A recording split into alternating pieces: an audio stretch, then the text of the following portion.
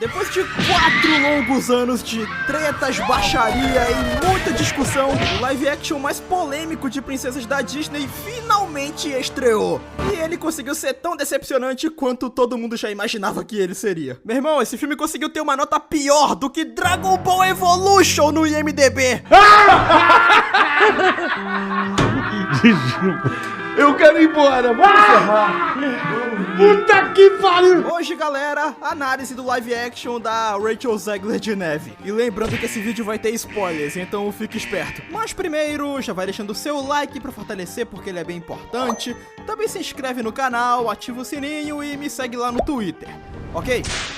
Então, sabendo disso, vamos parar com a enrolação e vamos logo pro vídeo.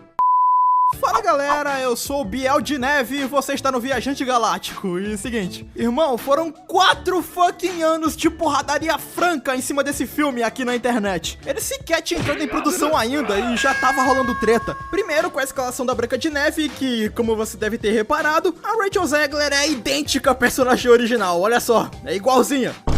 Depois teve o anão do Game of Thrones falando um catatal de merda de que a representação dos anões na animação original era retrógrada, o que acabou resultando na Disney não usando atores reais pra interpretar os personagens no live action pra não deixar o mecânico de Hot Wheels aí ofendido. Depois da produção ainda teve a Rachel Zegler cagando na cabeça do material original, ela xingou uma galera por causa de política, teve ela supostamente tretando com a Gal Gadot. Irmão, o clima pro lançamento desse filme tava uma delícia! E agora a Branca de Neve da Rachel Zegler finalmente está entre nós. E como todo mundo já suspeitava, cara, esse filme, ele não precisava existir. Branca de Neve é uma jovem moça, filha de um rei e uma rainha de bom coração. Porém, a sua mãe morreu e seu pai acabou se casando com uma linda mulher que tinha objetivos perversos. Essa mulher se tornou a Rainha Mar e após o sumiço repentino do seu pai, ela transformou a princesa Branca de Neve em uma espécie de serviçal. Só que o que ela não esperava era que a Branca de Neve iria crescer e se tornar uma bela moça, tanto de cara quanto de coração. E com uma inveja tremenda, a rainha caça Branca de Neve pelo reino, tentando matá-la. E, bom, já de imediato eu posso falar pra vocês que o principal motivo desse projeto praticamente já ter nascido morto é um motivo, na minha opinião, extremamente bizarro, que é uma galera doente problematizou a animação original e inocente da Branca de Neve. Se me deixarem ficar, eu tomo conta de tudo. Eu lavo, varro, costuro, cozinho... Cozinha! Machista! Analisando o filme de 1937, pessoalmente acredito que o que torna aquele filme tão especial e marcante é a sua simplicidade e teatralidade. Branca de Neve não tem uma super história com uma mega jornada, uma baita aventura com personagens profundos que vão te entregar ensinamentos e valores que vai mudar a sua vida. Não, é uma história simples de uma madrasta que quer matar sua enteada por inveja da sua beleza, enquanto a Branca de Neve tá se divertindo e brincando com os 7 anões. Até as mensagens da animação são muito básicas, sabe? E é essa inocência que torna essa história tão divertida de assistir. A Branca de Neve, com a sua ingenuidade e pureza, é uma ótima personagem pra você acompanhar, principalmente quando ela tá interagindo com os 7 anões, que é a verdadeira graça do filme original. É muito divertido ver ela agindo como uma espécie de mãezona pra eles. Os 7 anões roubando a cena quando estão em tela. Os personagens são muito carismáticos e engraçados. Branca de Neve de 1937 pega o simples e executa de maneira majestosa. É uma história leve, com valores simples, produzida pra você se divertir. Esse material é o mais puro suco do que era a magia Disney na sua época de ouro. Agora, esse live action de 2025... Cara, parece que a própria Disney, junto com a sua equipe de produção, olharam pro desenho original e falaram isso aqui. Nossa, mas que desenho mais antiquado e preconceituoso. Vamos atualizá-lo para que ele possa se encaixar melhor na visão de mundo dos dias atuais. The original cartoon came out in 1937, and very evidently so. There's a big focus on her love story. With a guy who literally stalks her. Yeah. Weird. Eu também falaria isso se eu não tivesse um pai! E aí o que foi que aconteceu? Eles simplesmente arrancaram tudo o que fazia o desenho original ser divertido. Começando pelos anões. Anões não, opa. Desculpa galera, na verdade esses aqui são os 7 mineradores. Porque chamar esses carinha aqui de anão é errado, não façam isso. Ó, isso é preconceito, hein? O papel deles nesse live action é patético. patético comparado com o original. Enquanto lá eles dividiam o protagonismo junto com a Branca de Neve, aqui eles são muito subutilizados. O tempo de tela deles é muito reduzido, logo temos pouquíssimas interações entre eles e a Branca de Neve, e as que acontecem não são tão memoráveis quanto o original. Temos pouquíssimas piadas boas no filme, o que é bem grave, já que os Sete Anões literalmente são um alívio cômico dessa história, e aqui a importância deles pro desenrolar da história é praticamente nulo. Pra falar a verdade é que eles mal se comportam como Sete Anões. Sabe aquela zoeira que rolava entre eles no original? Que inclusive dá pra fazer bons memes com esses momentos.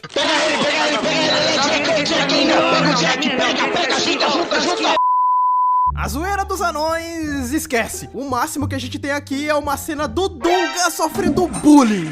Oxi, oxi! Sim, o Dunga sofre bullying nesse filme, você já pode odiá-lo completamente. Pô, Biel, mas se os anões mal aparecem no filme, como é que a história é desenvolvida? Sendo que, como você falou, eles dividem o protagonismo da história junto com a Branca de Neve. Simples, meu jovem. Eles resolveram criar todo um plot original para o príncipe Florian. Ops, pro ladrão Jonathan, que é o interesse romântico da Branca de Neve no filme. Como assim meter um príncipe encantado em pleno 2025? Você acha que a gente tá onde? Em 2010? Ironias à parte, não tenho nenhum problema com o filme resolver dar um pouco mais de background pra essa figura que possui um papel tão fundamental pro desfecho da história. O problema é que além deles terem alterado o interesse romântico da Branca de Neve, essa ideia dele ser um ladrão de pão que também é líder de uma resistência que busca lutar contra o governo da Rainha Má, essa ideia é pessimamente executada, esse personagem é muito sem graça e a química dele com a Branca de Neve é muito fraca. O roteiro até tenta desenvolver o romance dos dois, mas em nenhum momento você compra a ideia de que eles são uma dupla. Você não torce para que eles se tornem um casal com o decorrer da história. Esse Jonathan até possui boas ideias de plot, mas isso não adianta nada se você não tiver um núcleo bem escrito. Um problema sério do roteiro desse filme é que ele adora falar que o personagem X é brabo, que o personagem Z sofreu muito na vida dele. O roteiro adora utilizar o mecanismo do falaram. Só que quando chega a hora dos caras mostrarem essa característica do personagem, adivinha? O filme não mostra nada! O filme quer que você se importe com o Jonathan, que você torça pra ele, mas o filme não te dá motivos pra você fazer isso. É um problema que empobrece demais o arco desse personagem. E o grupo dele então, que praticamente ocupam o lugar dos Sete Anões durante o filme, já que eles aparecem bem mais e também são muito mais importantes pra narrativa, esses personagens não são nem um pouco memoráveis. Tanto é que eu assisti esse filme ontem e eu não lembro de absolutamente ninguém que faz parte desse grupinho rebelde do Jonathan, a não ser o anão. E nem é porque ele é um bom personagem, mas sim porque durante o filme inteiro eu fiquei me perguntando por que caralhos o anão do bonde do Jonathan era interpretado por um ator real, enquanto que todos esses aqui eram feitos em CGI. Só que aí quando o filme acabou e a Disney me entregou uma provinha pra eu falar o que eu tinha achado do filme, e eu li o termo 7 mineradores, menor. aí as coisas fizeram sentido pra mim. E isso prejudicou demais a minha experiência com o filme, pois o tempo de tela que foi perdido com esse bando de personagens genéricos e sem graça, eles poderiam muito bem terem usado pra desenvolver os Sete Anões, que são personagens muito mais interessantes. Mas agora vamos falar das duas rivais. Primeiro vamos falar da Rainha Má. Apesar dela ter um número musical bem irado no meio do filme, ela é uma vilã muito decepcionante. O roteiro tenta dar pra ela motivações mais palpáveis pra ela agir como tal. Ela não é má só porque ela tem uma inveja da beleza da Branca de Neve. Ela é gananciosa, ela quer poder, ela quer se manter no topo da elite do reino, enquanto ela explora ao máximo o seu próprio povo, que vive em condições miseráveis, enquanto ela esbanja luxo e conforto. E eu vou admitir, a ideia de expandir as maldades da rainha pra todo o reino e não só limitar todo o foco da maldade dela em cima da Branca de Neve é uma decisão interessante pra você mostrar a personagem como uma grande ameaça. Afinal de contas, as pessoas chamam ela de Rainha Má, então nada mais justo do que mostrar ela fazendo maldades. Só que é aquela história, o roteiro desse filme, ao mesmo tempo que ele sente muita vergonha do material original, ele tenta aprofundar várias questões que eram sim bem simplórias na animação de 37. E eu não vejo nenhum problema em você pegar o material de 37 e acrescentar mais camadas pra melhorar aquela história que já é muito boa. Só que o problema do live action de 2025 é que não só há um desprezo pela clássica animação, como ainda por cima os elementos que ela tenta melhorar, como as motivações e a ameaça da Rainha Má, o principal objetivo da Branca de Neve, representação de anão,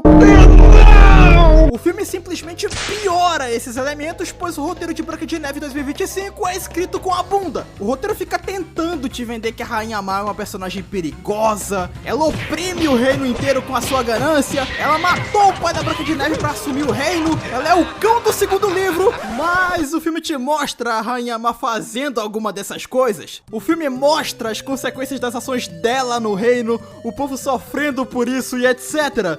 Não, o roteiro mete o famoso falaram e quer que você compre a ideia de que ela é extremamente perigosa. Até o final é resolvido do jeito mais broxa e anticlimático possível. Primeiro, o exército da rainha se vira contra ela, pois eles eram meros cidadãos comuns que ela subjugou. Ela corre pra dentro do castelo, a Branca de Neve segue ela, o espelho diz que a beleza interior da Branca de Neve ou na beleza da rainha. Eu sou a musa da beleza interior. Ela fica puta, ela dá um soco no espelho, vira uma fumacinha preta e morre. Esse é o roteiro desse live action. Isso aí que acontece quando o mendigo morre. E agora, meus jovens, a Branca de Neve da Rachel Zegler. Assim, por mais que ela tenha sido muito estúpida nesses últimos 4 anos, eu não vou ser injusto com ela. Ela é uma boa atriz, ela canta muito bem, os musicais são a parte que ela brilha nesse filme, mas também não dá pra dizer que ela foi perfeita na Branca de Neve, porque definitivamente ela não foi. Assim como os anões são os inúteis e a Rainha Má é uma péssima vilã, a Branca de Neve é uma péssima protagonista nesse live action. Ela não é carismática como no original, ela não é inocente como no original, ela é basicamente uma pessoa sem sal, onde o roteiro tenta criar um plot dela se tornando uma baita líder forte e honrada para o seu reino e falha miseravelmente. Tentaram transformar a Branca de Neve numa espécie de Tris do Divergente e ficou muito esquisito. Pra falar a verdade, esse plot da Branca de Neve aprendendo a ser uma líder, que a propósito ela já era no original, claramente é só uma desculpinha que a produção inventou pra poderem destruir elementos e cenas icônicas do clássico de 37. E sim, eu estou falando da famigerada cena do Aprenda uma Canção. Que, pra quem não se lembra, no original, após a Branca de Neve chegar na casa dos 7 anões, como ela é uma visita e ela quer se mostrar útil pros donos da casa, porque, né, a Branca de Neve original não é uma sem noção que chega na casa dos outros e só come, peida e dorme. Ela vai lá e faz uma faxinaça na casa dos anões enquanto ela canta Aprenda uma Canção junto com os outros animaizinhos. É uma cena clássica, simbólica, pois ela mostra o estilo de liderança que a personagem tinha desde sempre e apresenta com perfeição a índole da personagem Branca de Neve. Já sei. Se nós limparmos a casa, talvez eu possa ficar aqui.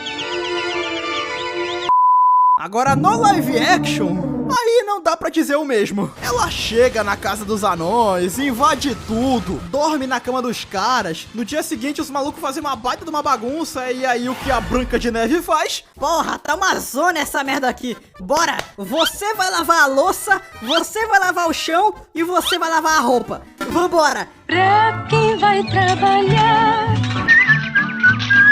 Olha que filha da puta. A cena é ela que chegou na casa dos caras de favor, colocando os anões pra trabalhar, enquanto ela não faz nada. Ela só fica cantando e dançando enquanto os caras fazem tudo, porque, né?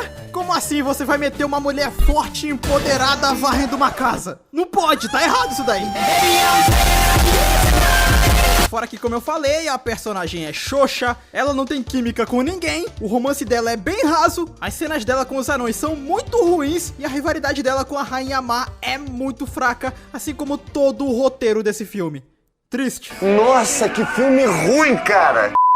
Branca de Neve live action é muito ruim. Ele despreza o material original, tenta consertar o que não precisa de conserto e falha miseravelmente por isso. Enquanto no original você ri e se diverte, no live action você fica entediado e com sono. Dito isso, nota 2.